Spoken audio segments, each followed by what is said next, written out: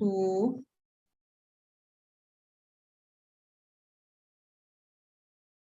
go ahead. Yes. Afternoon, everyone. Thank you again for having me. This will be my second presentation. The first one was centered around, the principles associated with general crop production. However, this presentation is going to be more focused on, the principles of organic farming, right? I just want to thank the persons who invited me to, participate and share some of this information with everyone. So let me just get straight into it. Right, so today, the title of the presentation is, basic principles of organic farming with a special focus on crop production. Right, so today, it's a fairly simple presentation compared to it's not as long as the previous one that I did.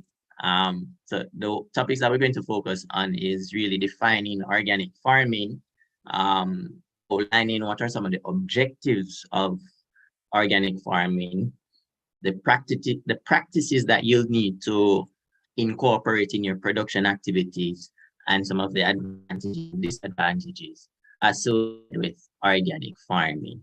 Right, so this is really building on what was done in the previous presentation. Right, so in a nutshell, organic farming has four critical components, right?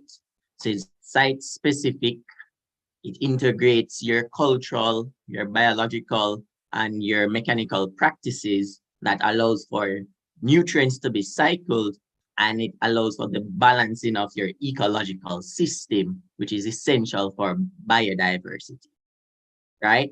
And organic farming is closely related to sustainable agriculture and sustainable farming because of the tenets or the principles associated with both.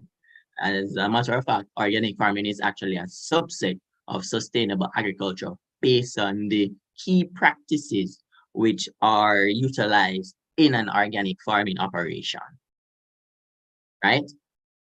Essentially, when we practice organic farming, we are aiming to avoid, the use of synthetic products, right? So we're talking about those chemicals, those synthetic fertilizers, the pesticides, whether it be herbicides, insecticides, fungicides, all of those things. We're trying to avoid or limit the use of those because most of them have harmful impact on the environment and on us who are interacting with these spaces where they're being used. And what we actually aim to do is to utilize other practices, more sustainable practices, to kind of control or manage the issues associated with our production activities, right? And some of these practices that we utilize include our crop rotation, use of crop residue, use of manure, and other organic ways to basically bolster and build up in a more natural sense and in a more sustainable way the biological and chemical characteristics of our soil, right? So so essentially, when we engage in organic farming, the objectives of that activity is geared towards, a more long-term, sustained fertility of the soil through the use of the organic components and organic fertilizers and amendments, right? And then this now allows us to reduce some of the input costs, because if we're to utilize traditional or conventional practices, we'll be using a lot more synthetic products, which we have to pay for those. What it also allows us to do when we practice organic farming is to effectively and efficiently utilize, our natural resources, right? And ultimately what this leads to is it reduces the amount of pollution which we contribute to the land, whether it be through the overuse of chemicals, pesticides, the overuse of fertilizers, which can contaminate our water sources. And ultimately, what that does, it allows us to have better quality food products, as well as it allows the biodiversity in our areas to be maintained.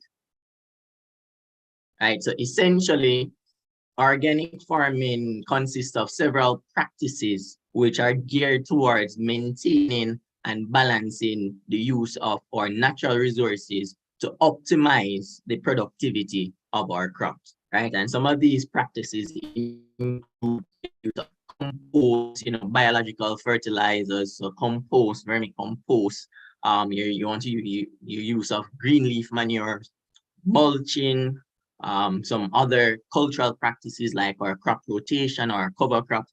All of these form a part of your organic farming practices or your organic farming system, right? And it's a system because you're not going to be using just one of them.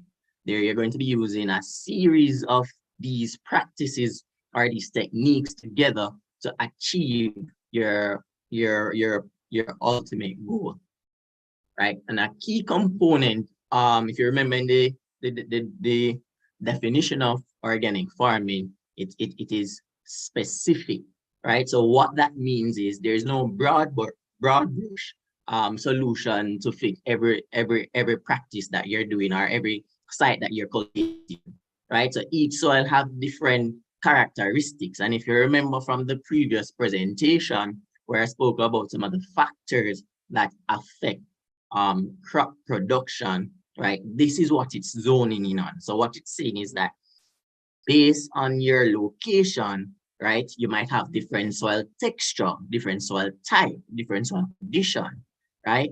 Depending on where you're located, the microclimate in that area might be different. So you might have different temperature ranges. You might have more rainfall or less rainfall. And what this means is that it will impact some of the activities or the activities that you decide to utilize, right? So essentially, there's no broad brush. So you'll have to consider all of these factors when you're looking to implement an organic farming program in your production activity, right? So going into some of these practice organic farming, right? Essentially, as I mentioned, it's a system which includes multiple facets or multiple techniques or components working together to achieve that ultimate goal, right? So one of the areas that we want to look at is our weed management, right? And some of the things that you can do to manage weeds from an organic standpoint, right? So these are some of the techniques that they utilize. So talking about crop rotation, cover cropping, talking about mulching, all of these are simple stuff that we can do in our backyard to ensure that we are limiting how much synthetic products we're utilizing. With mulching, it covers the soil surface, so that actually suppresses weed growth, and it also allows for moisture retention. So that's working in two folds for us when we're doing our production activity. You see in the image there, we have some pepper plants, and they're actually using two different types of mulch here. They're using a plastic mulch and they're using a grass mulch, right? So the plastic mulch is on the beds and the grass mulch is in the walkways. And essentially what they're doing is they're controlling the weeds that would compete with the plants, nutrients, sunlight, and all of those other critical resources that is needed for the plant to grow and produce, right? So as I mentioned before, it's a system. So we're utilizing not one technique, but multiple techniques or practices to get that ultimate goal. And another critical practice for our cultivation activity or organic activity is our cover crops, right? So there are different types of cover crops that we can utilize when we're producing our plants. And essentially, your cover crops to do is they're going to help to prevent erosion. They're also going to allow, especially if you use legumes, they're going to allow for some nitrogen fixation to take place in that soil. So in that area, in that rhizosphere where the legumes and the plants that you're cultivating are growing, they're actually going to be taking nitrogen from the atmosphere and making that available to the plants who are in that general root zone. And ultimately, they assist with the suppression of weeds, right? And in the image here, just showing you some of the benefits of the different types of cover crops that we can utilize, right? And a very important one is, of course, is the legumes because of that nitrogen fixing um, ability that it has, right? Which allows for an increase in soil nitrogen content, which is often one of the most limiting nutrients in our soils here in the Caribbean, especially because we have a lot of factors which removes nitrogen from our soil. Right. Another critical component of organic farming is nutrient cycling, right? The use of our biological nutrient cycles to ensure that we're not only removing nutrients from our soil, but we're also putting it back, right? So we want to keep the system closed as it relates to the transfer and movement of nutrients, right? And there are many ways which we can do this. We have the use of compost, use of vermicompost, use of green leaf manure. And what these basically do is instead of discarding the organic residues or organic waste residues, what we're doing is we're converting it into a form that allows it to slowly release the nutrients that is contained in the residue, slowly release that nutrients and make them available for the plants that are growing. And this has several benefits when we utilize them appropriately. One of the most important benefits is that one, it is providing nutrients, that's our NPK, as well as our micronutrients to our plants. Two, it's providing organic matter. Organic matter is an essential biological component that enhances the physical and the biological properties of our soil. So what it does, it encourages beneficial microorganisms to populate that area where we're adding the organic amendments. And as they populate the area, they do a wide range of biological services for us. Most critical is assisting with the suppression of harmful pathogens in our soil. So they'll outcompete those harmful pathogens, thereby reducing, incidences of diseases that might impact our production, right? And as I said, there are many different options available for cycling nutrients, right? We have green manure. So when we clear the vegetation, instead of removing that vegetation, we allow it to stay on the soil and degrade and return back the nutrients back to the soil. We can use manures, animal manures. A very critical one, as I mentioned, is the vermicompost, which is where the worms actually break down these organic components into more manageable sizes, and we utilize that end product in our farming operation. So ultimately, what we're aiming for is to have an ecological balance in our soil, right? So we want to have healthy soils. We want to have soils that is very biodiverse, a lot of biological activity taking place, because this biological activity is what will enhance the plant growth and the plant's ability to withstand and resist some of the shocks that might happen in our environment.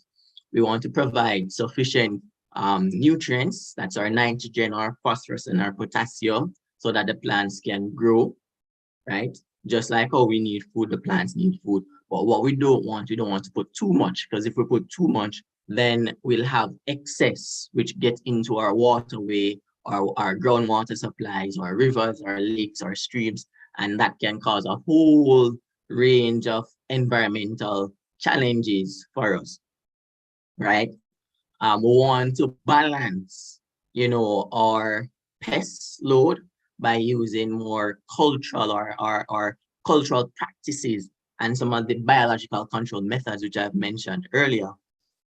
And ultimately, we want to see and evaluate how all of these different activities impact the environment which we are living in, right?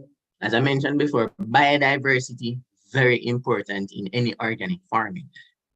Sorry, because biodiversity is how we are able to resist shocks to the environment, right? Because having a wide range of beneficial organisms, a wide range of crops, all of these diversifies the food resources that are there and allows us to be able to withstand any major environmental impacts, especially, there's a lot of buzz about climate change now. So biodiversity is one of the ways we can combat climate change. And to do that, we have to manage our environment in such a way that we're not degrading or destroying the beneficial organisms or removing some of the natural vegetation that is there that would be a part of that ecosystem, right? So essentially, we want to maintain our biodiversity in whatever area that we're cultivating.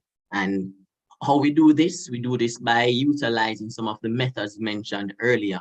So you want to do your cover crop, you want to do your crop rotation, you want to use soil amendments, you want to manage that space in such a way that you're not taking too much, and you're not adding too much to the environment.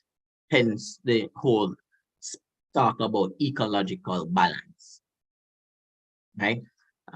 So this basically shows us our production cycle. So we start off as seeds and seedlings and go all the way up to harvesting and post-harvest. And I would have mentioned some of the components, some of the critical components as it relates to organic farming, and talking about our nutrient management and how we do that in an organic farming system, and our pest and disease management as well. So essentially, some critical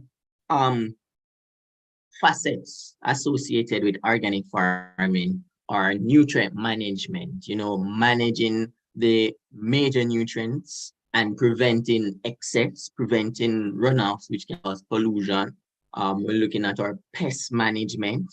We want to eliminate as best as possible the use of any harsh or harmful chemicals which can contaminate our soil and ultimately can get into our water supply, and that cause a whole range of other issues. The chemicals as well will affect our beneficial organisms, and in impacting our beneficial organisms, what will end up happening is it reduces our biodiversity, right? Crop rotation, this allows us to minimize erosion, improve soil quality, soil health, because it's not taking one set of nutrients all the time. It is different crops have different nutrient requirements, and they'll take the nutrients at different rates. So in doing so, you're actually moderating how much of the various nutrients are being removed and at what rate, right? And it also allows us to assist us in managing pests, because when we change the crop, and in changing the crop, we mean changing the crop type. So not planting, say if we plant a solanaceous crop, we change it to a root crop, and vice versa, right? So breaking up the pest cycle allows us to manage the different types of pests which will affect our cultivation activities without having to resort to excessive use of pesticides. Cover crops also assist in managing erosion, especially if we're doing cultivation on sloped area.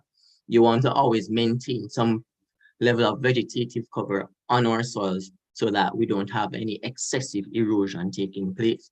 It also allows for the organic matter to build up an increase in the soil, which I mentioned before, enhances a lot of the biological and chemical properties in our soil, and also assists with our nutrient management, whether we're using legumes, which allows for nitrogen fixation, and all of these other benefits that they carry. So as I mentioned before, nutrient management is very critical if we're going to be producing any crop, right? Because just like we need food to grow, the plants need food to grow. And in an organic farming system, you want to ensure that you are always have that supply of nutrients being made. And one of the easiest way to do it is through the use of legumes or intercropping or companion cropping with legumes, and the use of organic fertilizers and supplements. And there are a wide range of organic fertilizers and supplements we can draw on to incorporate in our production system, right? We are actually moving away from the soluble fertilizers and synthetic fertilizers to more slow release natural ones that we can create ourselves, right? So this is a sweet clove. It's a legume, and what it does, it has these mycorrhizal bacteria, mycorrhizal bacteria in the roots, which allows it to fix nitrogen and makes that nitrogen more available to the plants around it. And they also have the added benefits of increasing the phosphorus or the availability of phosphorus to plants in that soil, right? As I mentioned before, there are a wide range of organic fertilizers that we can utilize. My favorite is actually vermicompost because of how easy it is to create and manage using the worms, right? You can use green manure from green leaf manure, you can use animal manure. All of these are the various options that are available in terms of providing nutrients or providing fertilizers to maintain the soil nutrient status. Very critical in your pest management system is the integrated pest management approach. You cannot have any production system, any crop production system without an integrated pest management approach. If you do that, you're going to have a lot of issues and a lot of problems. And most of the techniques associated with organic farming is actually techniques which are grouped together in the integrated pest management approach, right? So essential when you're managing pests, you want to manage field sanitation, and you want to use crop rotation to break the pest cycles as mentioned before, and use biological methods of controlling the pests. So, you know, you want to have those natural enemies, that parasectoids like our wasp and our some birds, which will feed on some of the insect pests of concern for us, and absolutely want to avoid as much as possible the use of synthetic pesticides, use of those herbicides, use of those fungicides, use of those insecticides, which does more harm to the environment and us who are interacting in that environment. We want to limit or reduce as much as possible how much of those chemicals we're introducing into the system, as this contaminates the soil, and it also affects the wildlife in the area, which ultimately impacts on the biodiversity, right? So here we have an image showing some flowers utilized in a garden to allow for more beneficial insects and to come in the production area, which will outcompete the pests that would affect our plant, right? So essentially, your pest management contains of about 5 layers, right? The most critical one, especially if we're engaging in organic farming, is the prevention. You want to prevent the pests from getting into our crops, from affecting our crops. Want to prevent them because prevention is better than cure, right? right? And how we'll do this is through a series of cultural practices, through a series of using different methods in our production system to really prevent and to control, if they do get in, control the population so that they don't adversely impact the productivity of our crops. Right? As I mentioned before, we have beneficial insects, and you want to do what as much as possible to encourage those insects to be in the area which you're producing. And one of the easiest way to do that is to have a diverse range of plants and flowers to attract them so that they will be able to compete with the insect pests, which causes a lot of issues in our crops of importance, right? So this is just a list of some of the different item activities. And if you notice, we're seeing some of the items being repeated because they would have been mentioned earlier, right? And these are basically the tenets of your organic farming system, right? If you're doing organic farming, you have to be practicing these activities. If you're not practicing these activities, you're going to have a lot of issues and a lot of challenges as it relates to getting any good output from your crops, right? So we have physical barriers, we have companion cropping, we have crop rotation, and some whole slew of other activities that we can incorporate, which are simple to do, and I'll show you as we go along, in our production system, especially because we're not doing anything on a very large scale. So there, it's easier to manage at the smaller levels, right? So some beneficial insects that you might observe in and around your household are the ladybugs. These are especially helpful in controlling aphids and whiteflies. And the aphids and whiteflies, those are two of the most common pests that will affect, especially if we're doing vegetable production. Those are the two common pests that we'll always observe affecting our crops, right? Another one I want to bring to your attention is the wasp, right? The wasp is a parasitoid and they feed on a good range of caterpillars, especially the ones that affect our leafy vegetables, so like our melon and our vine crops, so like our melon, earworm, and the hornworm. So what they do, they lay eggs inside the caterpillars and the eggs will eventually hatch and feed on the caterpillars, killing them from the inside out. So these are some of the common bugs that you might see in and around. And if you see these, you don't want to kill them because what they're doing, they're assisting in controlling some of the pest population that might, some of the other insects that are considered pests that might be affecting your plants and your crops at home, right?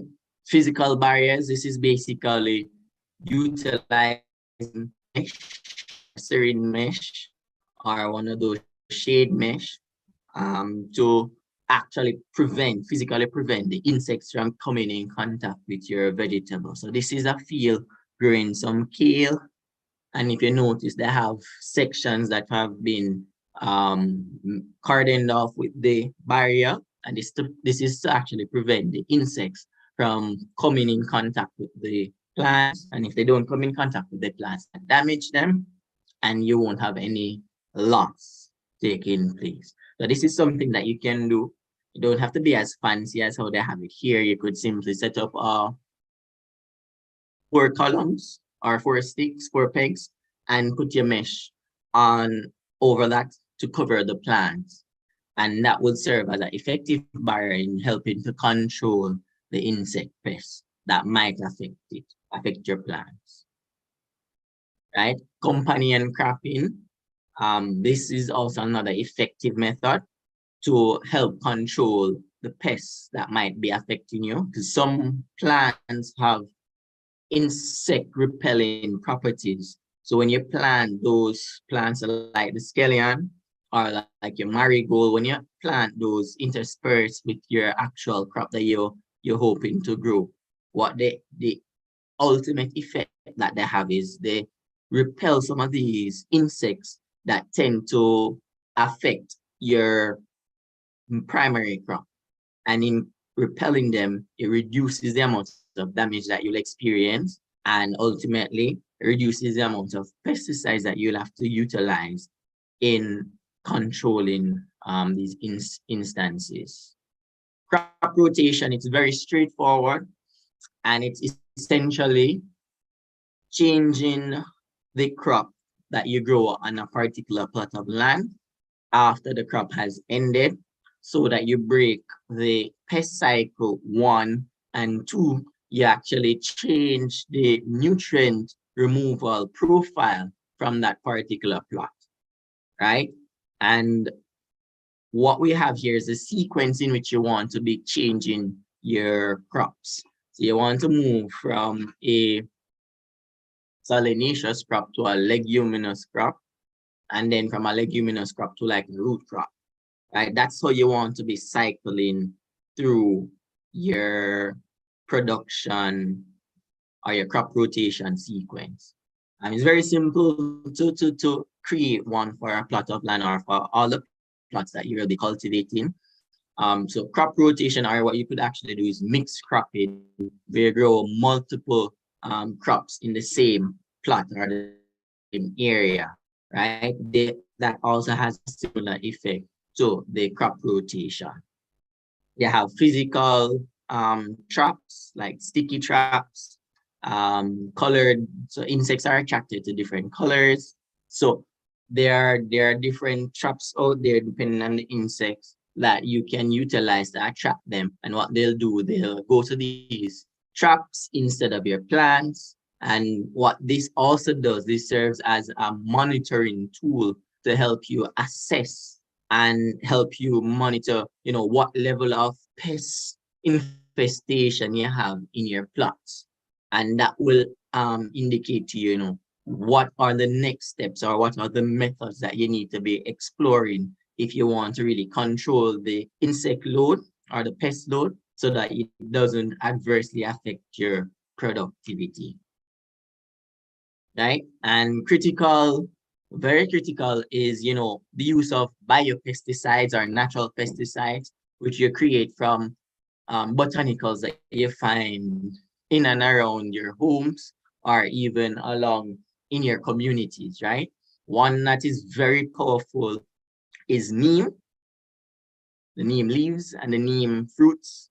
Those have an active ingredient, azadirachtin, which is utilized in a lot of the commercial products out on the market. So you could actually make your own natural pesticide to help control a wide range of insects and diseases which impact on your plants, right? So there are many options out there, and there are many different plants out there with botanical nutraceutical properties that could assist in allowing you to control some of the insect pests and insect disease that would be affecting you in your production activity, right? And here, what this image is showing is just showing you some of the common plants that you could utilize to make your own natural pesticide. Actually showing you the steps below, right? You basically steep in it, then you dilute it and you spray it or apply it to the crops that you're growing. And that effective way and a non-toxic way of controlling some of the insect pests that would be affecting or that could affect your crops when you're cultivating them at home. Right. So there's another important thing that I want to mention, even though this one is about organic farming. One of the tenets of organic farming is that there's actually legislation that defines or regulates what is actually considered as organic farming. Unfortunately, that legislation is not enacted in Jamaica. That legislation is more for like your United Kingdom and North America, and Canada. So those countries have legislations which actually outlines or defines what organic farming is. And they actually have a regulatory body which monitors or oversees organic farming to ensure that persons are actually adhering to what the regulations of that system entails. In Jamaica, however, there is no such regulating body or such legislative framework to support that. There's no such legislative framework to support that here in Jamaica. So you wouldn't really find much organic farms or farms in Jamaica because there are certain strict and stringent regulations which is necessary for you to consider your farm or your farming activity to be organic. So that is one I want to point out. And that's why one of the first questions are in the first set of slides, you hear me mention about organic farming and sustainable farming, because organic farming is a subset of sustainable farming. However, because there are actual definitions and regulations associated with organic farming, most of the farming that we would be engaged in Jamaica is more aligned to sustainable rather than organic, right? For your farming, and this is for like the United States, North America, for a farm to be considered organic, these are some of the critical components which are necessary that the farmer has to produce, has to keep records of, right? Is his organic system plan, which basically outlines what are the activities that he will be doing, where his input materials come from, what they are, and how they're actually being utilized, right? Critical as well is they're not, there are substances which are banned from being used if you're engaging in organic farming, and those substances must not have been used in or around your farm for at least 3 years, right? So it's a very critical, very strict regulation which governs it in these countries, right? To ensure that only the highest quality organic products are being produced. And that would explain why some of the organically produced foods, that would explain why they're so expensive, because it's a lot of regulation and restriction that governs that industry. And that's why they can claim premium prices for their products, right? Ultimately, you have to have proper record keeping, and you have to have inspection done of your farm. And as I mentioned before, in United States and in Europe, there is actually a body by law which goes around and ensures that the standards are being maintained to validate your organic practices. Essentially, your organic system plan, it outlines, the source of your seeds and seedlings, how you conduct your soil fertility management activities, where you're getting your inputs from, how do you crop rotation activities, and how you manage your pest disease, what you use to manage them, and why you use what you use. And it also has a very critical stipulation, which is, what is being done next to your farm. How close is that activity being done to your farm, right? As I mentioned before, organic farming, it's very strictly regulated in these countries. And all of these combined affect our organic farmer and his practices. So to summarize what we have discussed up to now, if we are engaging in organic farming, we have to transition from the conventional management practices, which relies heavily on the use of synthetic chemicals. So we're talking about your synthetic pesticides, your synthetic fertilizers, and shift to a more organic or natural methods for controlling some of these critical aspects of our production system, right? We want to ensure that the production system is managed in such a way that we maintain the biodiversity of the area in which we're producing, and the sustainability of the system. And this is done through, as I mentioned before, the cultural practices that we engage in, as well as the use of our biological fertilizers or organic soil amendments. The use of these products will ensure that we're managing the system in such a way that we're keeping the cycle of nutrients closed, and we're not removing more than we're taking from these production areas, right?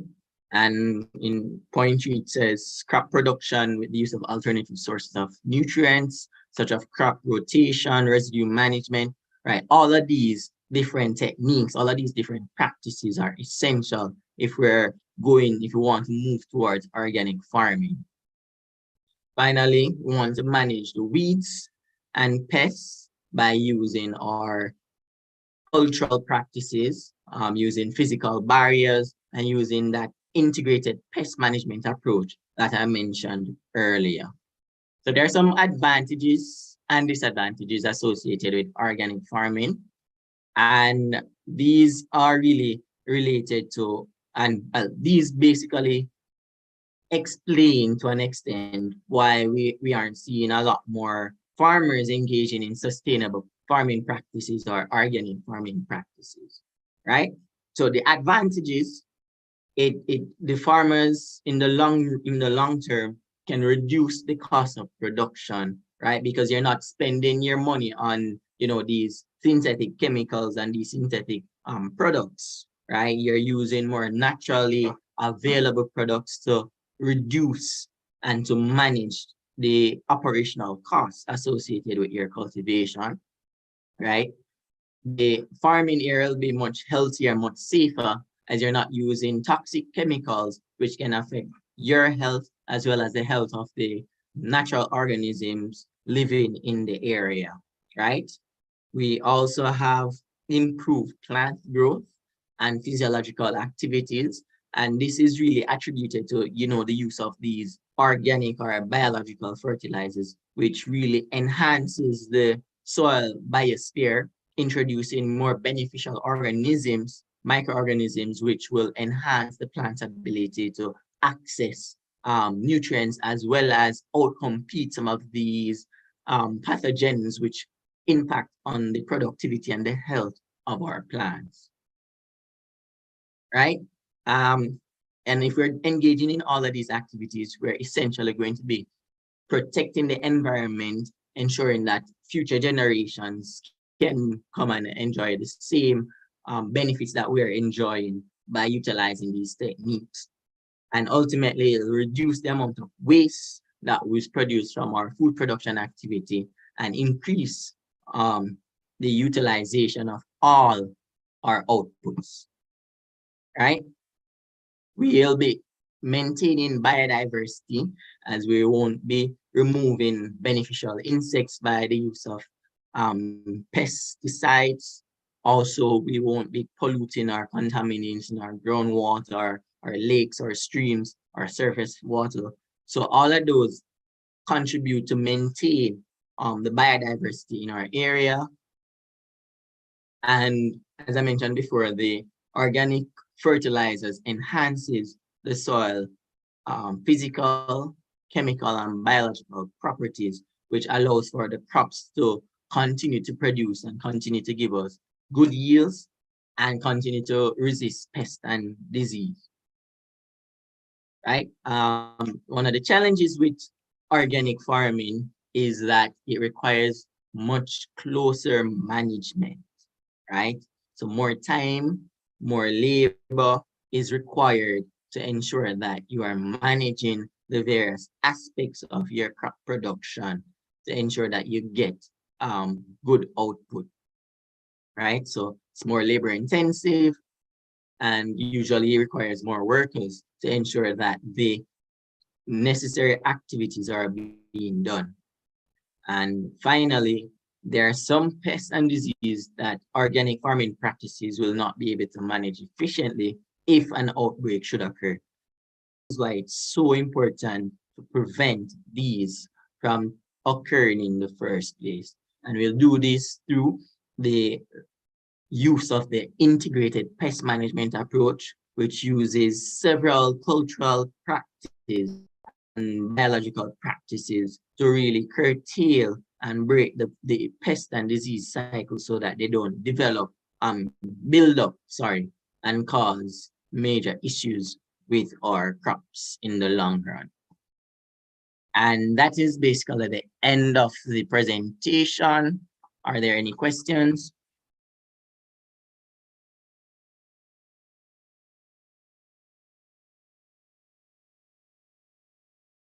Hello? Okay, I see some hands up. Vashti, Sister Sonia, and Beverly Daniels in that order. Go ahead. So good evening. Good evening, Mr. Lyttle. Good day. Yes, so really enjoy your presentation, and it's really timely for me because it was just on Friday. I went to the health food store, and I got some grape. I was buying some grapes, and it's a organic seedless. And I just couldn't wrap my head around organic and it's seedless. So I am looking for something natural with seed. So now I more understand what's going on. I did buy, so I walk away from that area buying other things, and then I went back and buy some of the grapes. But I came home, went online just to try to, what is organic, And I really see that, when some of the things that you really talk about to avoid, like symptomatic, and there's a lot of laws and standard and strict regulation, for having an organic crop or, to produce organic food. I always like if I buy something that's supposed to have, that God make with seed, I think I want the one with seed, and I tend to think that's more natural, because even when I buy my lemon, I always look for one with seed in it. So thank you very much for the presentation, and now I understand more, and I realize that just to keep away some of the insect and pesticide, we need to do these things. So that was just my concern, and I'm thanking you very much. Amen. Thank you, Miss Smith. I'm not going to butcher your first name. Right. So the presentation here that I did is really a scratch up on the surface, because there's a wide range of various other critical aspects as it relates to, organic farming. And there is a very important point about the grapes being seedless, right? So a lot of work has been done from in the scientific community, that is, as it relates to, getting different varieties of plants, and to meet the various needs or demands of the market. Because ultimately, when, at least from a commercial standpoint, when farmers engage in production activity, they're actually targeting a particular market, right? So there are instances of plants in nature which don't necessarily produce seeds. So what might have happened is, for that grape, they would have found a variety that doesn't produce seeds when the fruits is formed. And all of that is related to whole pollination and how seeds are formed in the fruits. But that's a completely different discussion. But yes, you definitely want to be very careful in some of the products that you're purchasing, especially the ones that aim to be organic, right? Because there are very strict regulations that farmers who are producing organic products have to follow or adhere to, especially in North America and in the United Kingdom, as it relates to these products and when they're marketing them as such. All right. Hello, good evening. Miss Good Clement, evening, Mr. Little. How are you? I'm giving. Oh, is this Miss Walters? Yes, yes, Right. Sorry about that. Yes. I yes. am well and giving thanks. How are you? I am good, thank you. I was looking at you and see that you're twitching and twitching. Is that a lot of bugs around you there? Yes. Yeah, I There's can actually I'm tell. actually in my living. I can. Yes, a lot of I mosquitoes. feel bad for you. That is so torturing. But my question also is about those grapes. I can't get any grapes to eat anymore because all of them are seedless and they're the GMO. So, can you shed some light on that? Is there not going to be any more grapes with seeds? All right. So that right. So two things I want to bring to the forefront, right? As I mentioned earlier, most of the time when products are being sold, they're sold for a particular market. So if it is a case, it may be a case in your area where the demand for seedless grape is so great that most of the persons who are selling grapes decide to just sell the ones that are seedless. So there's that effect where if persons are demanding more of the seedless grapes, those are the ones that will permeate your local market.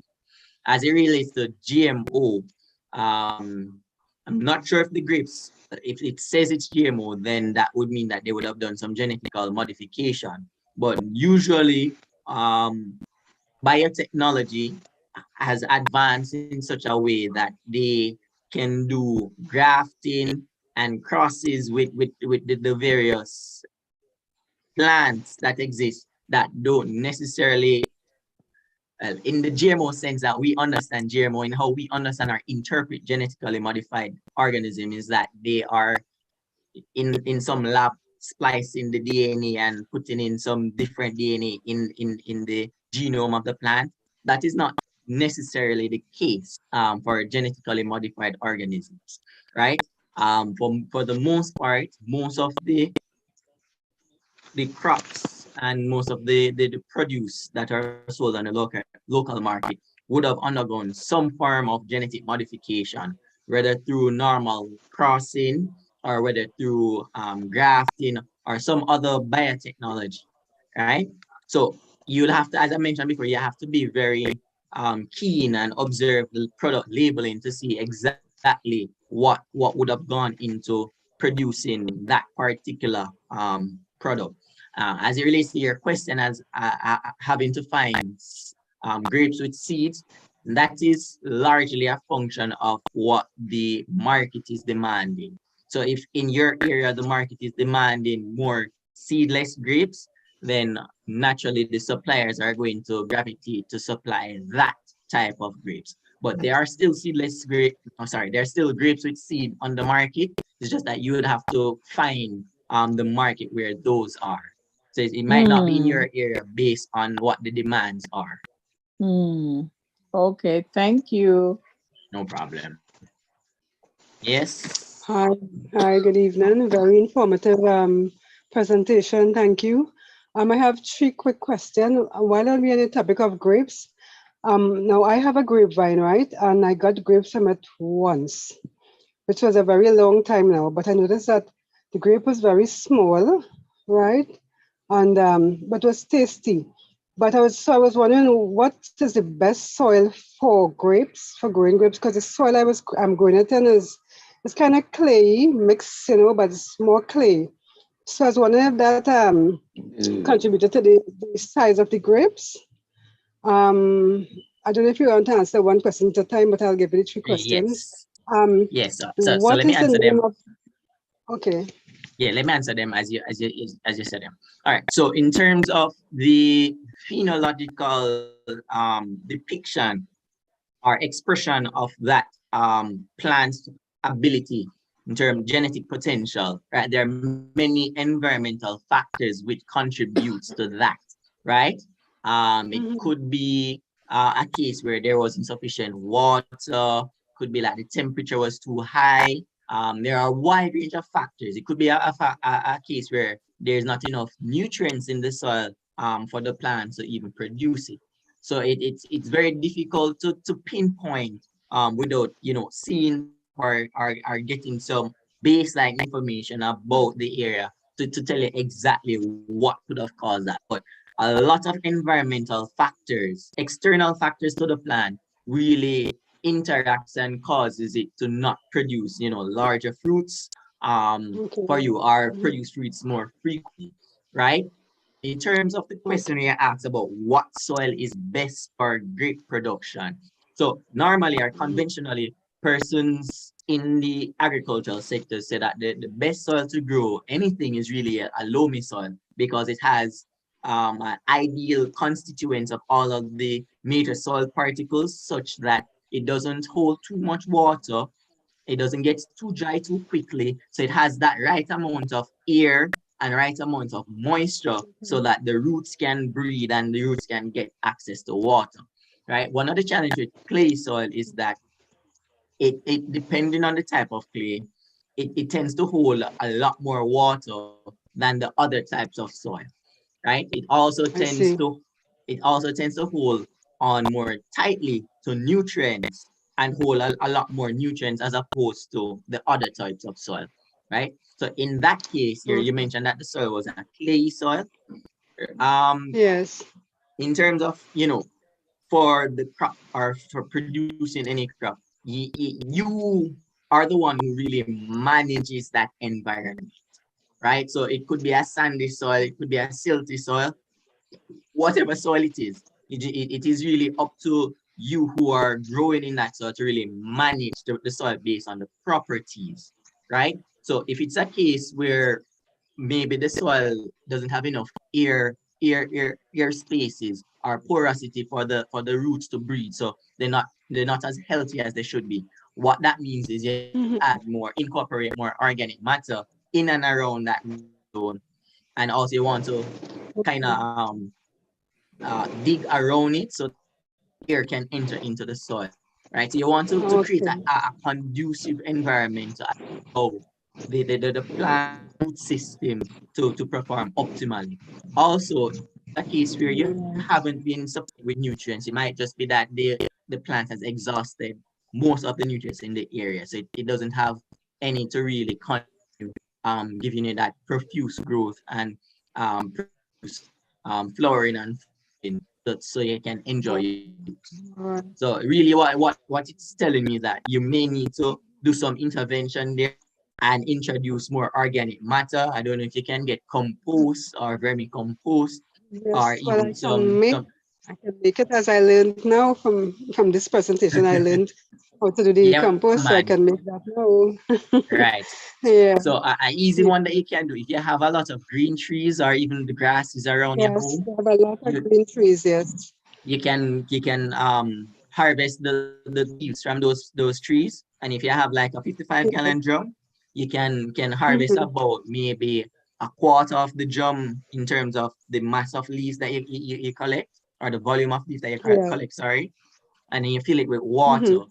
and allow it to ferment for a week or two, right? What that Okay. will do, that will actually allow all the nutrients in the leaves to come into solution. And the microorganisms that Oh. are naturally present on the leaves or in the atmosphere, they will start to Mhm. engage those nutrients and make them more bioavailable for your plants. And then you can use that and gradually Okay. on a weekly basis apply it to the root zone so that the plant has Oh. more nutrients and these beneficial Right. organisms to kind of spruce up its ability to grow, right?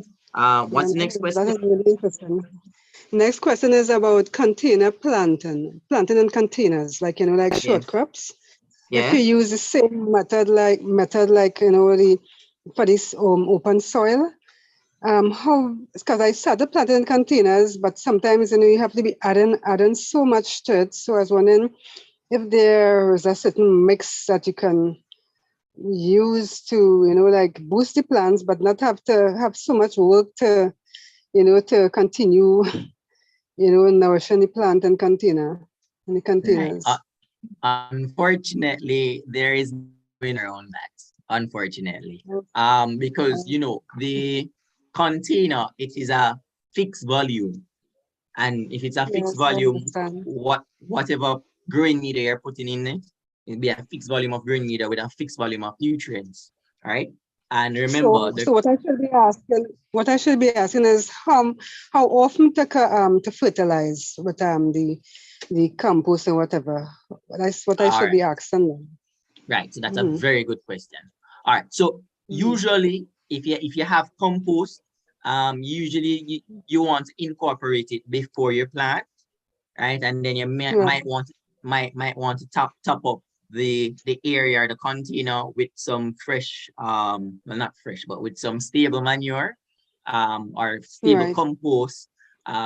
Maybe once it finishes the vegetative cycle, so once it starts putting on flowers, you can start topping it up, right?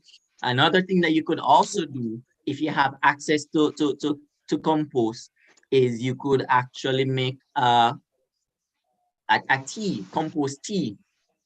Basically similarly to how you would make the pesticide, The where leaf. you combine the leaves and steep them overnight. Mm-hmm. What you'll do, you'll Mm-hmm. get the compost. If you have a Mm-hmm. 55-gallon jug, you can put a Right. 5-gallon volume of compost in that jug, fill it with water. Mm-hmm. Obviously, you want to keep the compost in a porous material, just to prevent it Right. from slushing all around, but allowing the water Mm-hmm. to interact with the compost itself and dissolve some of the nutrients. And then what you could do, you could actually apply that nutrient solution, that compost tea, on a weekly Yes. basis to the plant, and that would give it a steady supply of the nutrient that is required for it to grow and produce and give you those yield. All So right. that Wonderful. is an option that you could And explore.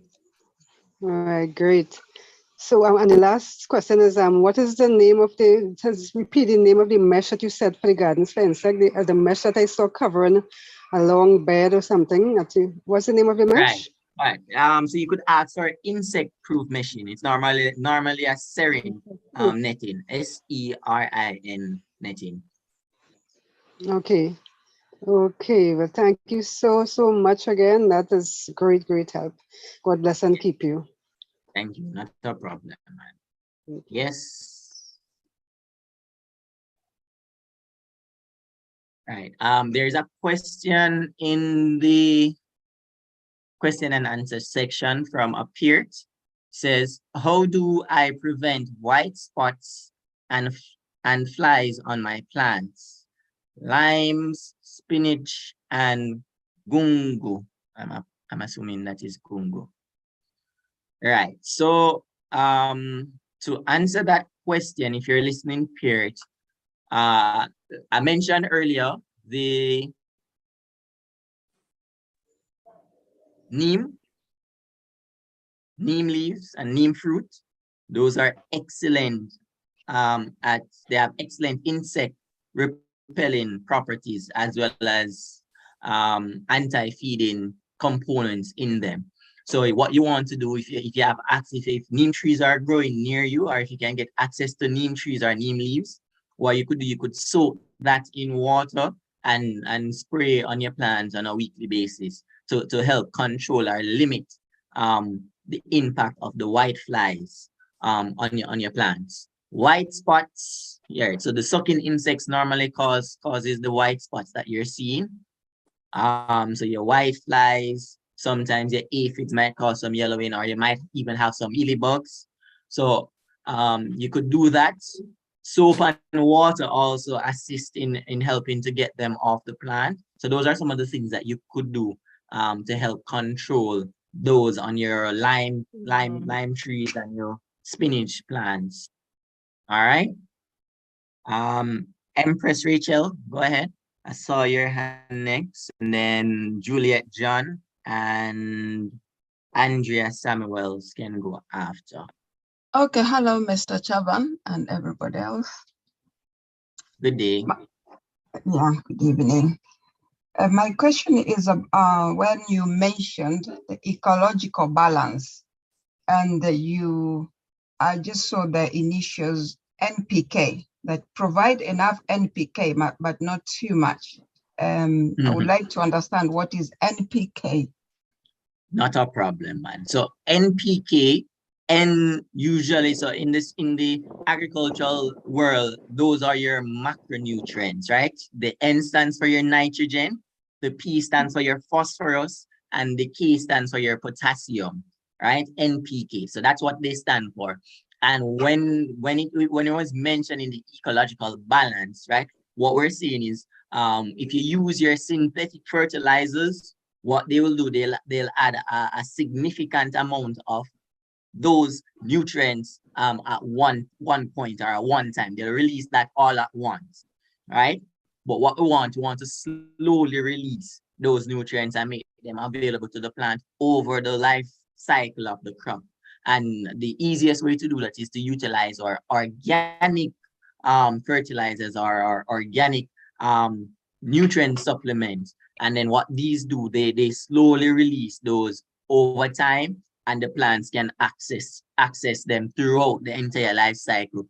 And then what this does, this reduces the amount of pollution which might take place through surface runoff, going into our rivers, our lakes, our streams, or even entering into our underground water supply. All right. I hope that answers the question. Yes, it does. But because we are not going to use fertilizers, the artificial or rather synthetic ones, and how are we going to get the organic with all these ingredients? Right. So normally, your organic fertilizer, so let's say you have a batch of compost that was made from cow manure, and it would normally have nutrients in the range of 5% for your N, 4% for your P, and 5% for your K, right? That's a generalized range based on what the animals are being fed with. So in the compost, in the vermicompost, in the manure itself, nutrient is present there. And that is what is going to be slowly released as the microorganisms break them down and mineralize them. And mineralize, they dissolve in solution and available to the plants. Okay, thank you. Yeah, man, not a problem. Good afternoon. It's Juliet. Yes, afternoon, Juliet. Brother Lyttle. I have a concern because I bought some peas. It is the red spotty peas, and I put them to germinate, and they germinated. And so when they sprouted up, I transplant them, some into the ground, and I leave a few in the pot. And they are growing. But I was thinking, I do not see any blossom of peas, but they are growing. There are lots of leaves on the tree, and it's coming. This is August, and by September it's going to be cooler here because I'm in Canada. So what can I do to fasten up the blossoming of these peas? And also, I also planted, I bought a plant of melon, and it's growing, but the squirrels are eating the blossoms. And I try to drive them away when I see them, but it hasn't gotten anything on it as yet. So this morning I was thinking maybe it's a male or something. That's why it's not growing any. All right, give me 1 second. Let me just turn on the light.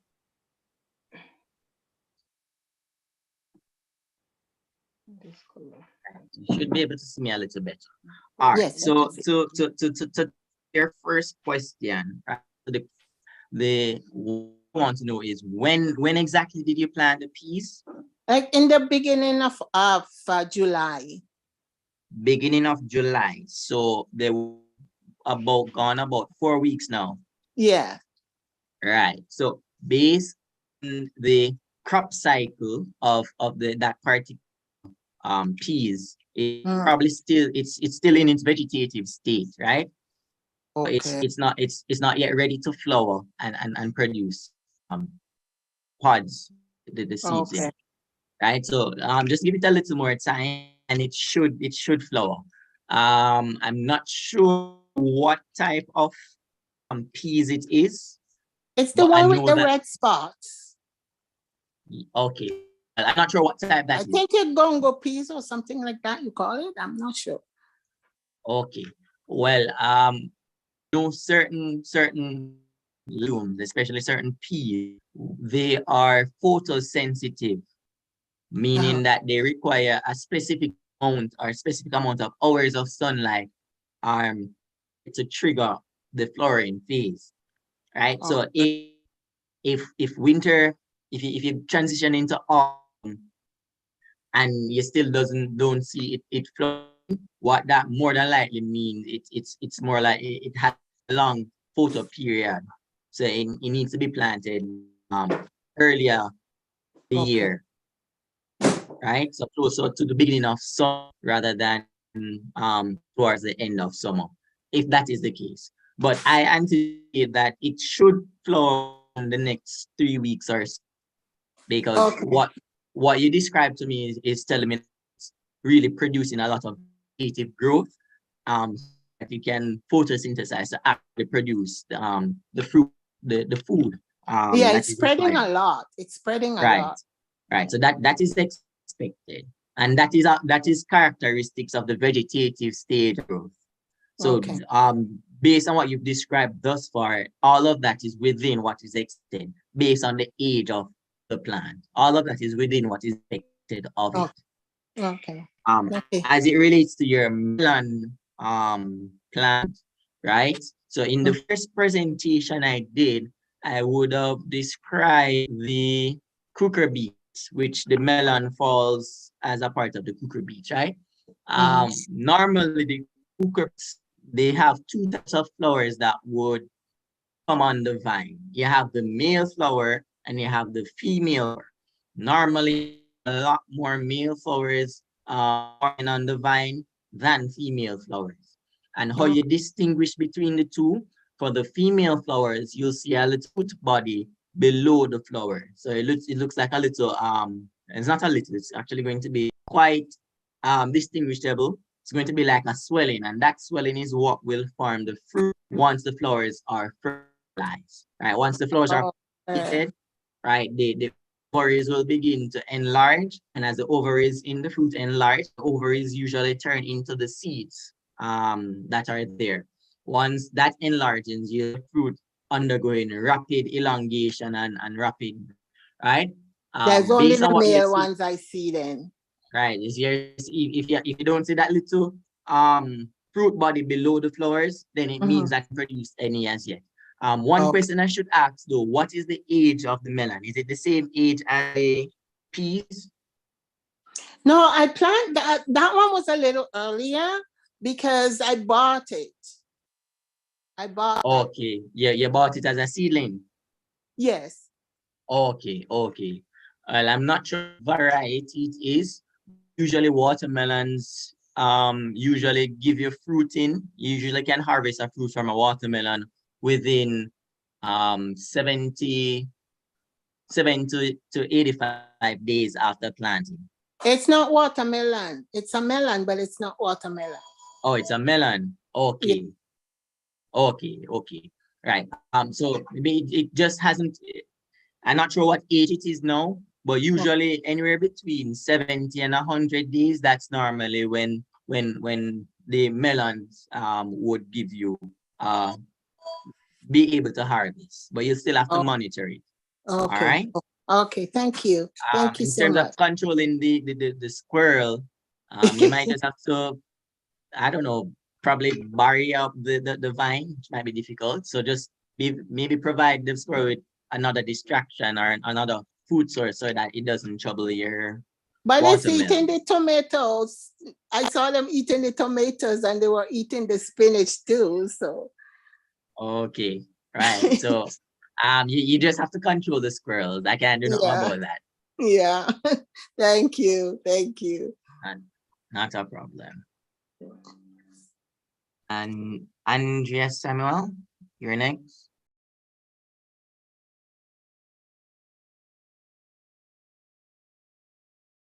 Yes, good evening, Mr. Little. I just want to find out. All right, you spoke about organic farming, but before I get into farming, I want to clear the land. What would you suggest as a good pesticide to spray the What land? what would I suggest as a good pesticide to spray the land? What are you spraying the land for? To start planting, For planting. right? So you have planting established on the property already? And I want to start planting my crop, but I want to clear the land. I can't afford for someone to cut it because it's expensive, but I don't Mm, have Amazon right. or any of the All pesticides. right. What would you suggest? Right. So what the presentation I just organic farming and you're asking about what pesticides are applying. All right. So one of the challenges that any herbicide that you're going to apply is going to be very toxic to the land. There is no herbicide. So all the herbicides, at least the ones that I have seen and interacted with, are classified as either class 4 or class 3 class 3 or class 2 chemicals, right? Those are usually yellow and blue label chemicals. So all of them have some adverse impact on the environment in terms of the toxicity impact. All right. In terms of clearing the land, is it what's the vegetation like on the land? Pretty overgrown. So are we talking about trees, shrubs, grasses, vines? What type of vegetation? What type of trees are there? Well, it's a lot of grass and shrubs, Like mostly grass and trees. right? All right. So in an ideal world, the best thing to do would to manually remove the vegetation and remove it in sections. And as you clear a section, you begin your planting because you don't want to have any section exposed for any period of time because that would contribute or that would be at a higher risk of erosion should you have a rainfall event. Right? Okay. So that's one. So that's in an ideal world. In terms of using a herbicide to apply to the land, you say it's mostly grass and shrubs. So there are broad spectrum herbicides affect both broadleaves and grasses as well as sedges. Right? Those are the different categories of generally. Are not just generally. So you want to use, if you're to go the chemical route, you want something with a systemic property, so that it actually kills the root system as well, right? So like the glyphosate normally has systemic action. So that is one that would kill the rooting system underground for most of the plants, right? But as I mentioned before, any herbicide that you're going to utilize, all of them are toxic to the environment. They haven't developed any herbicide that is not toxic to the environment. All right. So that is as it relates to which herbicide that you'd want to use. You want to use one with systemic activity based on what you're describing. Okay. All right. Thank you. Because that is what I wanted to find out if there was, because I didn't want to use the spray. All right. So that is why I was hoping when I asked the question, because you want to start planting, but you want everything to be organic. maybe. Yeah, if that is the case, you'll have to go the manual route and have someone clear it, either with equipment like a whipper, brush cutter, with the machine or cutlass. All right. You have another question? No. That's it. Thanks. All right, no problem. I see here in the chat that Empress Rachel, you had written a question. Question you had written is, what are some of the least toxic pest sprays we can use? And you wanted some examples. All right, so if we are going to be using any pest spray, you want to use only green labeled pests, green labeled chemicals, right? Because those are the ones that would have the least environmental impact in terms of toxicity for us for interacting with it. So that's your class 4 chemicals, right? So that's in a broad sense, right? And then usually your class 4 chemicals usually fall under your botanical chemicals or your nutraceutical chemicals. So you're talking about chemicals made from microorganisms, so are chemicals made from plant extract. So you're talking about any chemical with neem or azadirachtin, that is usually a bet in terms of being a poor chemical and being made from natural products, right, that are not necessarily harmful to us. So any neem-based product is a good in terms of if you want to control like some of your pests, insect pests and some of your nematodes. In terms of fungicide, you want to use biological. So like your serenade, the serenade, which is Bacillus subtilis, that is really good, and it's really good, especially in like your nursery operations to control damping off. You want to use chemicals, again, also chemicals green label. So that's one I know that they use very widely in nursery production. You also can use extracts of plants or any product with leminoids, acid, those type of things. One example is I think is BioLife. Life is made from lemons, a biological fungicide as well. So those are the tools that you really want to be utilizing if you're going to be utilizing any pesticide at all. And as I mentioned before, you have natural options. You can use marigold, you can use garlic, some of your other, you can use neem. So those are some of the options that are there. Right. One more question, one more, I'm not sure if this is a comment, that's in our comment. Let me just read it first. From Jasmine Brown. Yeah. Hello. Yes. I'm looking at the comments or the text that you wrote in the chat about to read it. Yeah. You can go ahead and expound.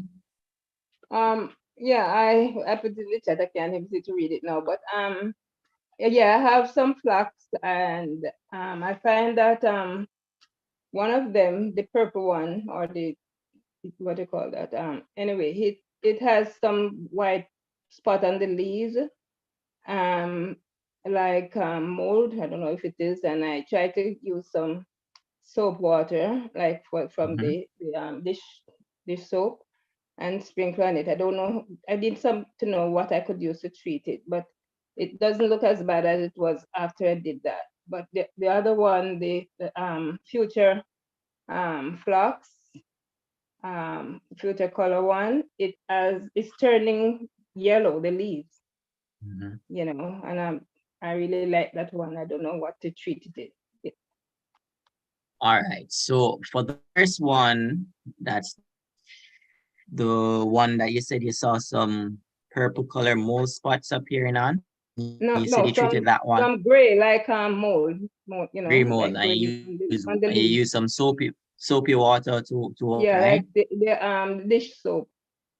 Dish I don't know if liquids. that's All right. So what you could do, and I'm not sure if you have if neem trees are in your area. But I'll share this presentation and I'll ask the moderators to share the previous presentation that I did as well.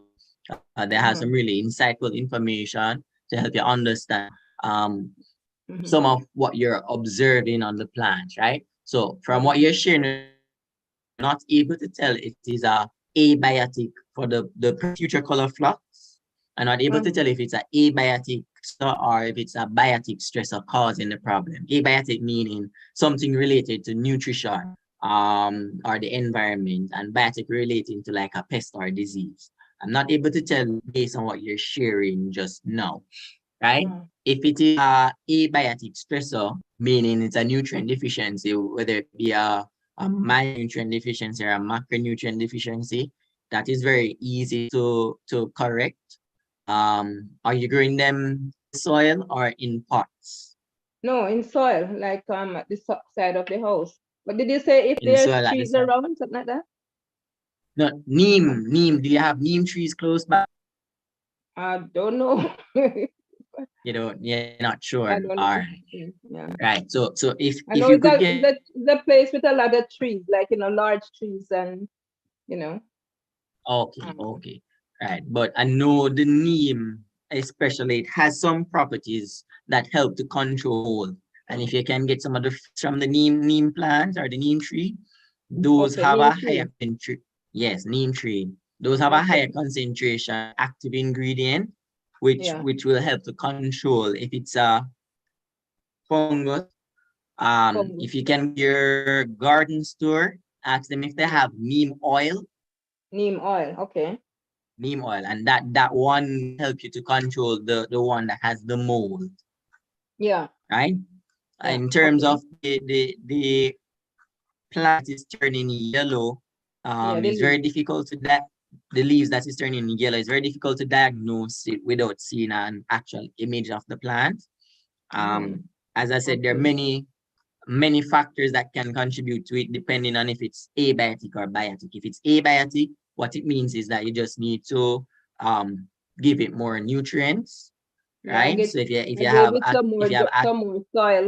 some more soil, and I don't know if it's close to the pipe. I don't know if it's no, that one was getting a lot of water, but the other one was the first one better because it's near to where the water, the water okay, pipe right. is. So also another I put some abiotic more factor. soil there and water it, but it's still turning yellow. Right. When you say soil, you mean you dig from the ground and put around it? No, I buy like the good soil, the one with they call You it buy topsoil? not topsoil, the Compost? one with the treatment in it. Forget it. Right. The So yellow. it's compost, it's not soil. So when you're saying soil, I'm thinking about sand and silt and clay. Or They're I think actually it's the organic soil I buy. They forget the name of it, but it's the one that organic. with the Okay. nourishment in it. Okay. So it's more than like if it's not compost, it's vermicompost or probably biofertilizer. All right. Not a problem. So that is good. And you say you put that around it, but it's not responding. You're not seeing It's it still turning improving. yellow, yeah. It's still turning yellow Like and it's it's getting dying, yeah. like it dying, right? So if that is the case, you might want to check.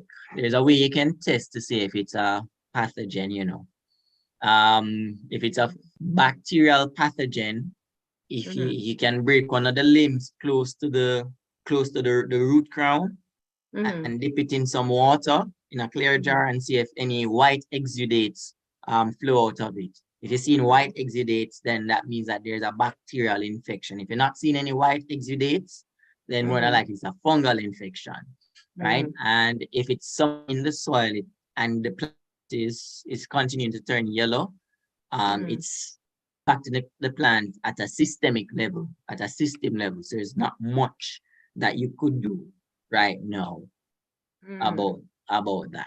So I'm just wondering if because the other one have those spot on it, the purple one, will it, and I don't know if that's more sensitive it's affecting it, it's killing it because they're side by side. Right. So are you seeing the purple spots on the one that is turning yellow? No, no, it's just turning, you know, like it's dying, not turning yellow. Right. But the spot is on the purple one leaves. But when it look a little better when I put that Soapy soap water on water it. on it. Right. But I don't know because this is close to that one. That's why it's turning yellow. I know it's more sensitive than No. the So purple one is stronger. It seems like.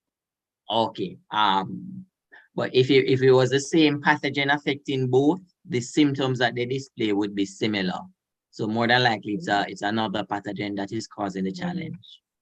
So what right? what you recommend again? That I could write it down. What to do? Right. Neem oil to help control the spot on the purple one. Yeah. You can test to see if it's a bacterial infection affecting the one that is yellowing and dying by breaking a limb close to the root crown. I'm not sure I'm speaking too fast. Hello? Right. So yeah, are you hearing? Yeah, I'm hearing it. Just I'm getting a call, but I'm not gonna take it. Sorry.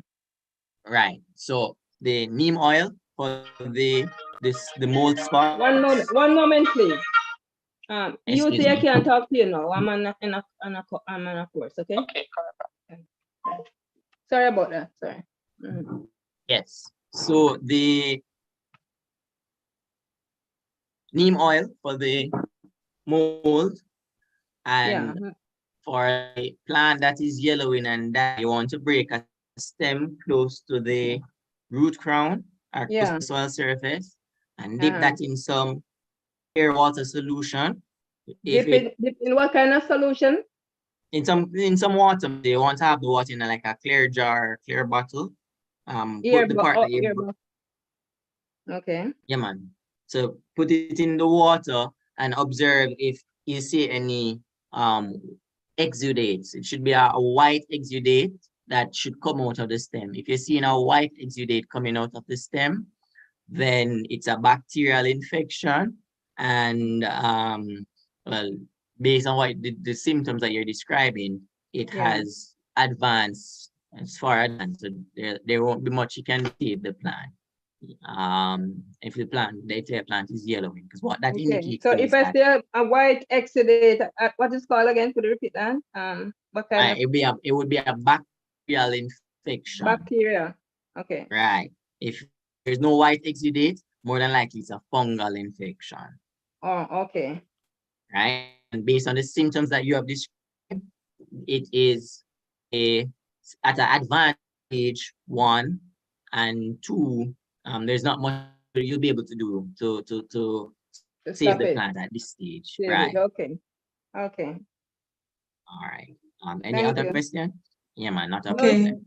We have 2 more hands and our presenter is ready. So 2 more hands and we can just 2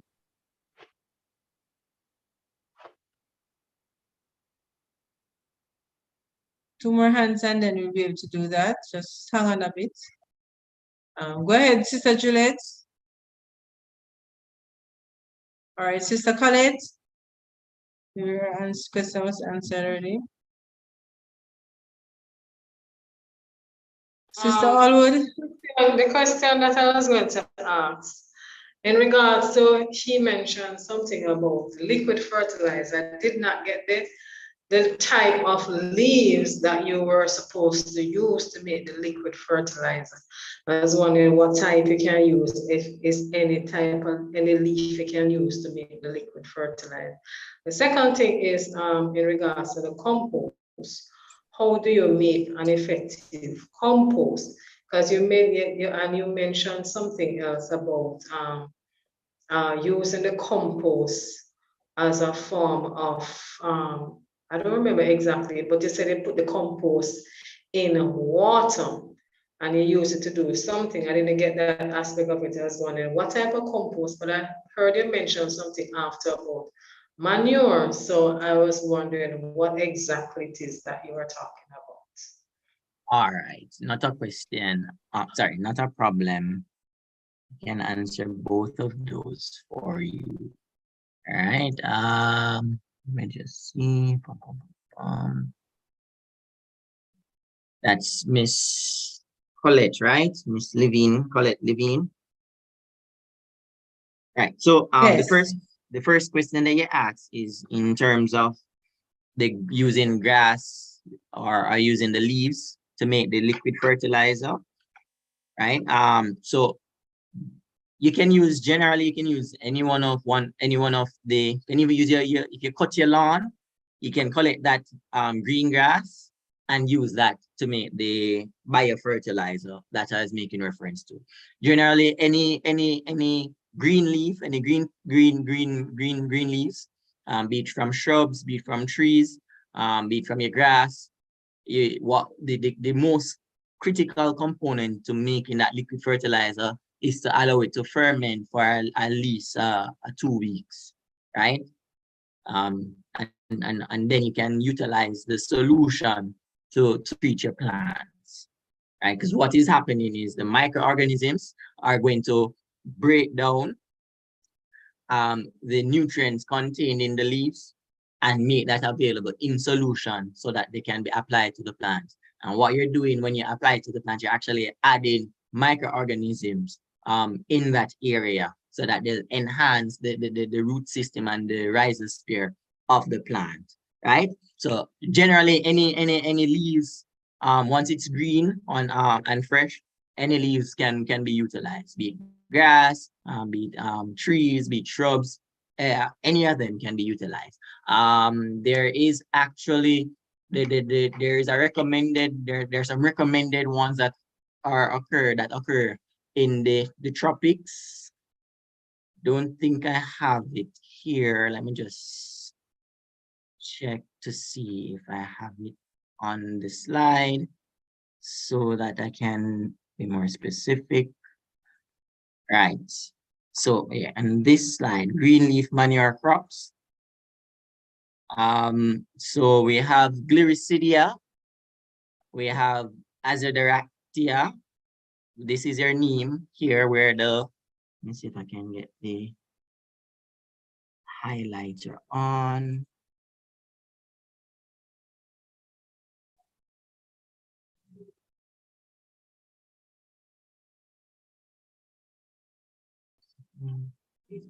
Right, so you can see the laser. So this is how your neem leaves would look. Right? So if you're in the Caribbean, you should have a lot of these about the place, because I believe in the 70s and 80s, there was a drive, especially in Jamaica, to populate the island with a lot of these plants. So they're all over the island. You also have Gliricidia and Leucaena. These are more popularly used in our livestock sector, where they feed them the leaves from these plants because they're highly nutritious in nitrogen. They're very rich in nitrogen, right? And that is why they're referred to as green leaf manure crops, because of the high concentration of nitrogen, when you apply that to the plants get that benefit from it. All right, so that is the answer your liquid fertilizer question. The next question that you asked was about making compost, and the solution was compost tea that I mentioned, right?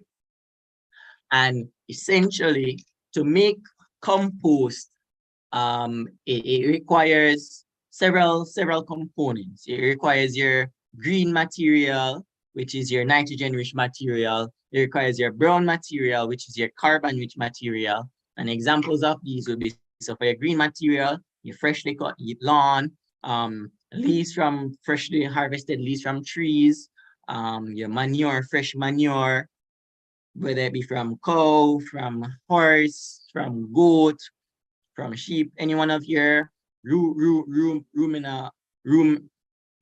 animals. Fresh manure from them would contain a high amount of green or high amount of nitrogen. And your brown material, you can use your dried leaves, can use cardboard paper, shredded cardboard paper, you can use actual paper, like shredded normal blank paper sheets, right? Can use small twigs, small sticks. Can use tree bark, those would be your brown material, and you want to combine them. When you combine them, you want to combine them and moisten them. And then once you do that, normally within a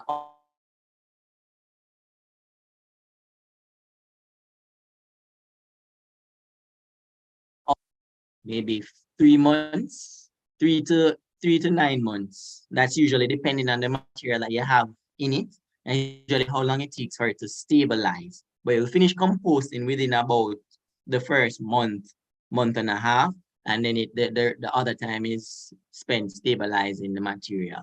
But that is that's a whole process in and of itself. But if your farm store sells like compost or if your farm store sell compost or even vermicompost, those can work just as well.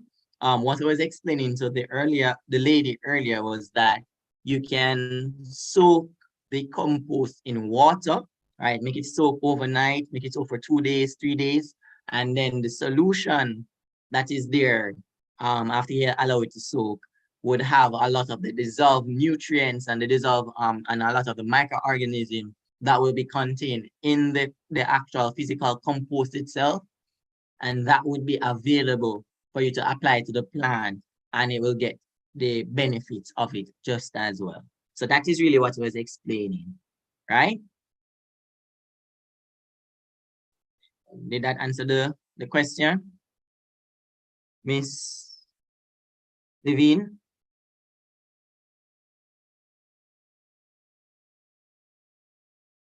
All right, I think she may be away. All right, we thank you so much, Mr. Little. That was awesome presentation. Unfortunately, we will not be able to take any more hands or questions because we are running behind time. I want to thank you so much for the presentation this evening. Not a problem. It was a pleasure, was mine. Right.